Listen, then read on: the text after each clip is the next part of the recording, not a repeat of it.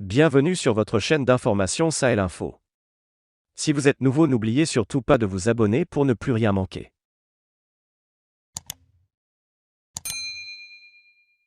Malgré les mesures illégales et illégitimes infligées par les chefs de l'organisation sous-régionale contre Mali depuis le 9 janvier dernier, les autorités maliennes de la transition se sont montrées compétentes pour répondre aux défis auxquels le pays est confronté. Et cela, par les moyens diplomatiques. Quelques semaines après les sanctions contre le pays, les autorités ont tissé de nouvelles relations diplomatiques avec la Guinée-Conakry et la Mauritanie pour contourner les sanctions. Un adage dit « La maison n'est belle que lorsque chacun y reconnaît sa part de labeur ». C'est dans ce sens que le peuple malien s'est aligné derrière les autorités de la transition pour leur apporter son soutien indéfectible afin d'atteindre le but cherché qui est la stabilité sur l'ensemble du territoire national. Aujourd'hui, l'espoir est permis, au vu des résultats depuis la rectification de la transition, notamment la montée en puissance des FAMA.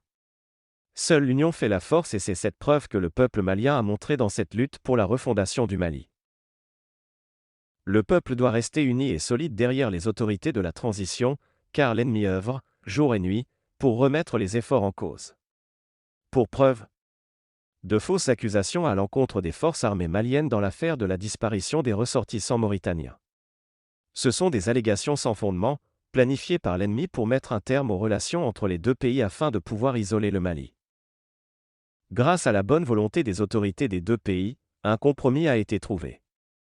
Il s'agit de la création d'une commission mixte d'enquête composée de Maliens et de Mauritaniens pour faire la lumière sur l'affaire sur ces crimes. Le Mali a besoin aujourd'hui de tous ses fils et de toutes ses filles pour la refondation.